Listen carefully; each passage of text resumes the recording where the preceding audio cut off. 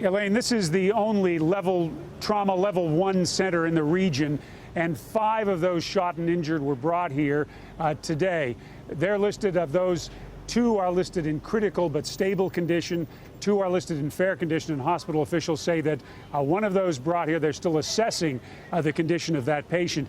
Now, after the incident with the black SUV that was shot up, a gun battle of the black SUV that left 2 suspects dead and 1 police officer injured, an ambulance raced into the medical center here. Medical personnel held up sheets around that ambulance, blocked it from our view. They won't say who was brought in that ambulance. As well, when all of this other action was going on, a bomb threat was called into the hospital, and given explosives at other sites here, suspicion of explosives at other sites, that was taken very seriously. This is a university teaching hospital. Classes were canceled. Students were told they should go home. There was a thorough search made. Canine units were brought in. In the end, it was decided that this wasn't a credible bomb threat, that everything was safe. However, officials here say that given everything that's gone on today, this facility is remaining on heightened alert. Elaine? Wow, John, that really sounds like a very tense situation there. Amid all that, John, I wonder if you can help us sort of work out the numbers here, because the number that we have is 18 wounded, 14 dead, 18 wounded. You, by my count, mentioned 5 people there at Loma Linda University Medical Center. Do we know how many other people are at other facilities that are still hospitalized tonight? Do we have any information if anyone's been released from the hospital? Yes, we know that others were taken to other area hospitals. We know that only 1 person so far, we've had confirmed only 1 person has been released from the hospital. That would leave 17 still being treated at area hospitals with various injuries. The officials here at Loma Linda have been very careful about giving no specifics about who the patients are, exactly what their injuries are. That's been true at the other medical centers as well. And John, you were describing just the tense situation there with a bomb threat that was phoned in, later found out to be, unsubstantiated.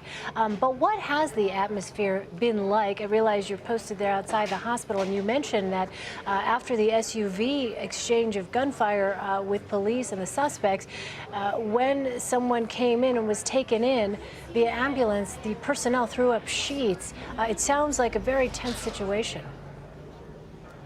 It certainly is a tense situation. I was making my way toward this hospital at the time of that shootout. When that shootout was going on, police cars were racing past me on the freeway.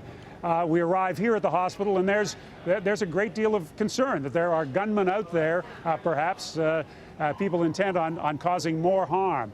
And certainly at the hospital, the public information officer here at the hospital, updating us on the condition of on the patient's condition here, was just asked, what is the feeling in the hospital? She came close to tears, frankly, saying that, we read about this happening, but this has happened so close to home. In fact, this has happened at our home, and it certainly is upsetting. John, I wonder what else was said at that news conference, because obviously this is a situation that so oftentimes people who hear about these situations never imagine themselves in these kinds of situations. But as you mentioned, Loma Linda University Medical Center is, if I heard you right, the level 1 trauma center closest there to San Bernardino, to the location there in San Bernardino where the shooting happened.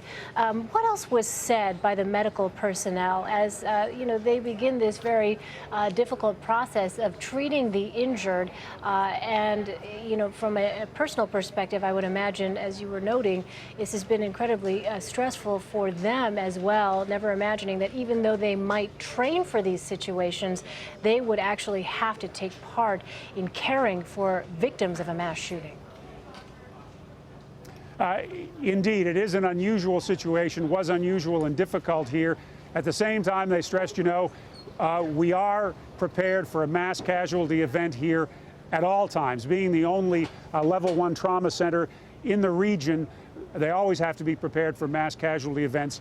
They said that training did kick in with these patients arriving here. Of course, patients went to other hospitals as well. There was a triage area set up here for some hours afterwards. That was eventually taken down. But the tension does remain here. There may still be at least one suspect on the loose, and they've seen that the havoc that can cause in this very neighborhood. The shooting happened. The initial shooting happened just 5 miles away from here, less than 5 miles away from here. All right, John Blackstone at Loma Linda University Medical Center with an update on the conditions of the 5 people being treated there. John, thank you so much for that.